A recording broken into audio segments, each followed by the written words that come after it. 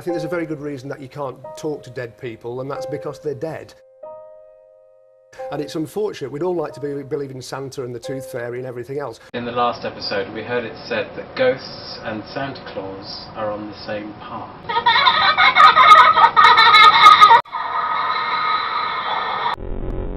That's a claim that's widely made about ghosts by skeptics, and they generally start as they mean to go on, by making claims that at face value may seem true, but when you look at them closely, don't hold up.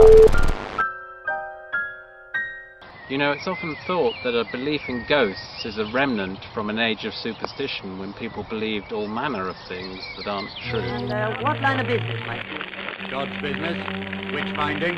Fine. Oh, that's nice. That's very nice. Until scientists came along and began to challenge and confound those beliefs by making important scientific discoveries.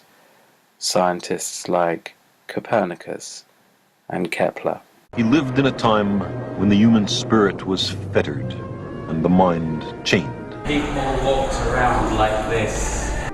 When angels and demons and crystal spheres were imagined up there in the skies, science still lacked the slightest notion of physical laws. Richard Dawkins might say, old habits die hard. Every day of the week, we're encouraged to retreat into the fog of the superstitious past. Perhaps sometimes we're encouraged to retreat into the fog of the superstitious present.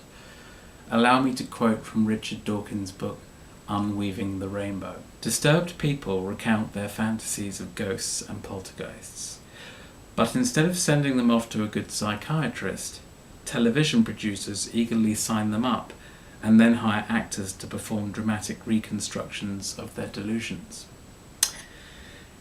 Now, a superstition is a fear or belief not based on reason or proof, and ironically, there is no proof that people who claim to have seen ghosts suffer from mental illness.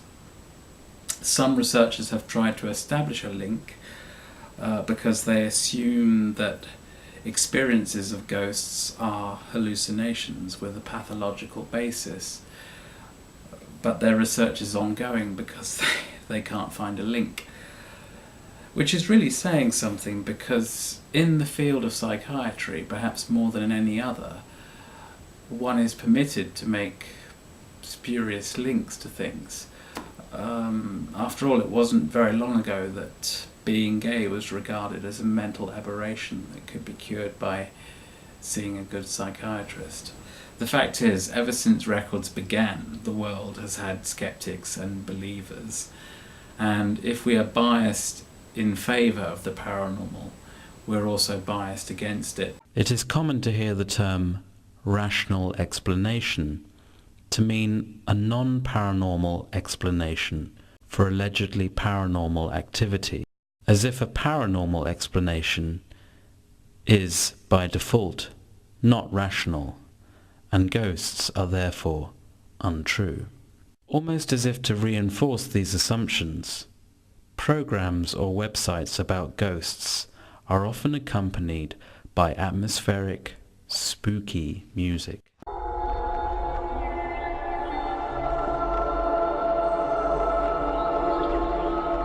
And a degree of sensationalist presentation that perhaps implies the subject matter is entertainment to be enjoyed more than believed. A famous haunted house that will never be forgotten. 24 hours at Belgrave Hall. And it kind of is, because it's the nature of the beast.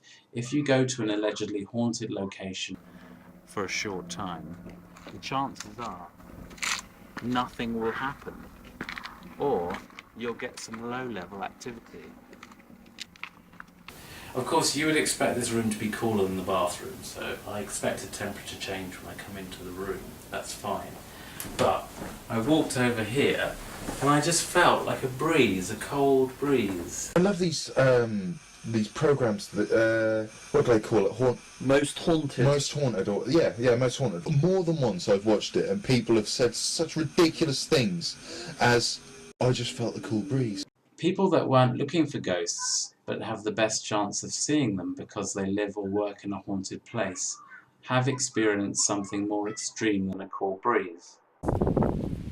Freezing cold. Absolutely freezing cold.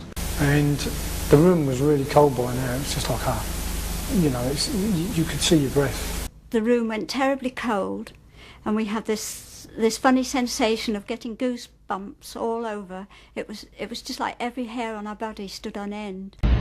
All of a sudden, I felt this cold air. It was like an air conditioner coming up on me.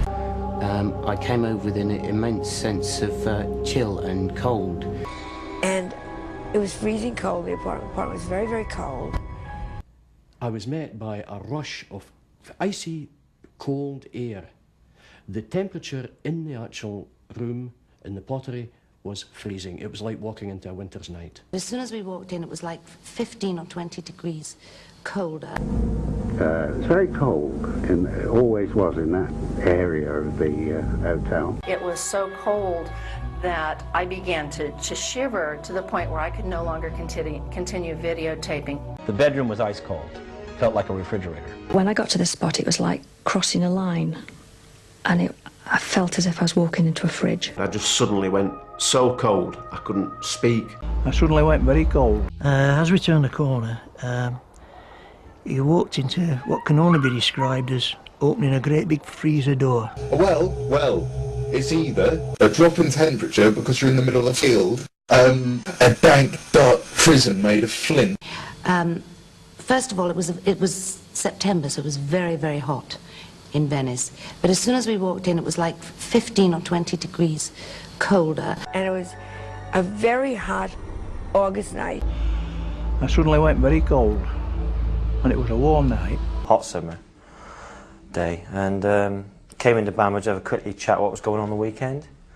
And we all of a sudden we spotted above us in the corridor downstairs that the central heating pipes were all frozen over, completely crusted over with white ice. Same as inside your refrigerator cooler box, like that sort of white stuff. So anyways, me and Bamber said that was quite strange, so we followed it down into the cellar where the system is, and we got down and he couldn't believe it. That he said, well, it's even switched off, so how can something be going wrong when it's even switched off? The room is covered in heavy tapestries, and even on warm days it's always cold. And every time I moved, the cold air went with me. There was no windows, there was no air conditioning, nothing but a hallway. Yet it was 95 degrees outside, and there wasn't a draft. The temperature was very high, somewhere in the 70s or 80s. On finishing, we locked the door, and I went for my jacket. One of the students ran down the corridor and said, "You've locked someone in." I said, "It can't be. It's a Yale lock. People don't, you can open it from the inside." And the door was vibrating violently. Again and again and again. I took the key and opened the door, somewhat with trepidation, shall we say. And I was met by a rush of icy, cold air. And the windows are closed. There's no draft here. As far as I can work out, that's practically airtight.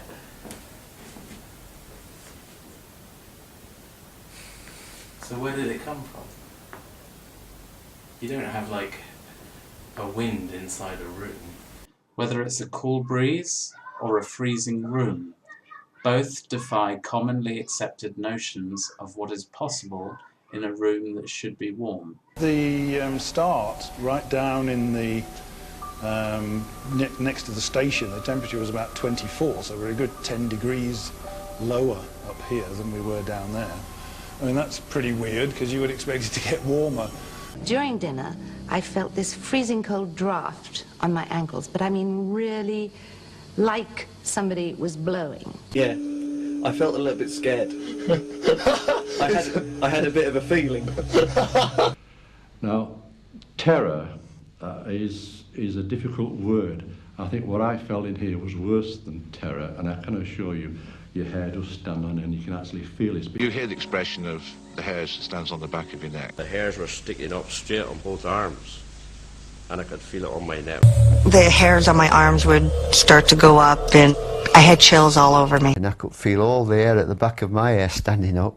Just everything on your body was stood up like that, like the hackles on the back of your neck and all that lot. You can't make chill bucks come up on the back of your neck on cue. You can't make the hair stand up. You can't lose your ability to speak for a few minutes on cue. This is it. It's like, oh Christ! It's just pathetic. It's just like I say. These people, they're already scared of the dark, and they're already susceptible to believing in ghosts. I never did believe in ghosts whatsoever. I had no interest, no thought about them whatsoever. And I never really believed it, but this really did sort of happen. I don't believe in ghosts. I'd never seen a ghost, and because I could see through this woman's body and clothing, I assumed that's what I was looking at. When it happens to you, you start believing that, you know, you shouldn't be so sceptical. I didn't believe it, but it's like the old saying, isn't it? Seeing is believing. I was a firm disbeliever in ghosts, but after everything that's happened to me in that house, there is such a thing as ghosts, and there is a ghost in that house.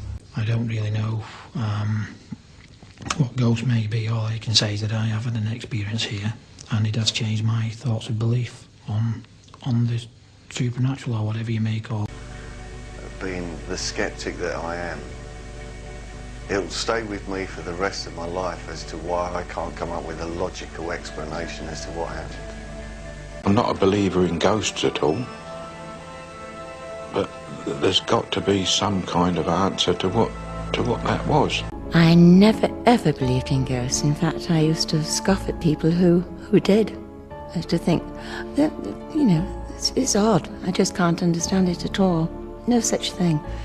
And it took a lot for me to understand, you know, how and why it happens. But now I wouldn't scoff at anyone, because it does happen. I saw things that I never ever expected to see in my life happening, and I am pretty skeptic. I'm one of these people, I never ever believed in anything, ever. You know, you've got to see things to actually believe it. But after what I've witnessed, I feel honoured. What I've witnessed, it's been fantastic. I would never believe anybody that told me what has happened to me. I wouldn't believe them. I do believe now because we had it happen to us. I'd like to dedicate this episode to the Grey Lady of Matson House, Gloucestershire. Here's a link to her story. She wanders the rooms of Matson House, peering here and there, bending down to glance into corners. Sadly, she will forever be out of luck. The shoe is now in Gloucester's Folk Museum.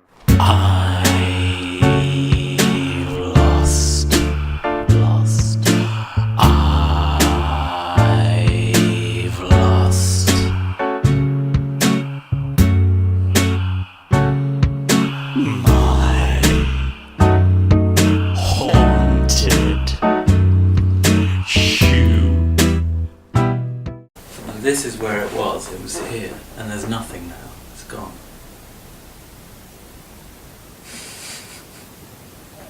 This is what you wanted, isn't it?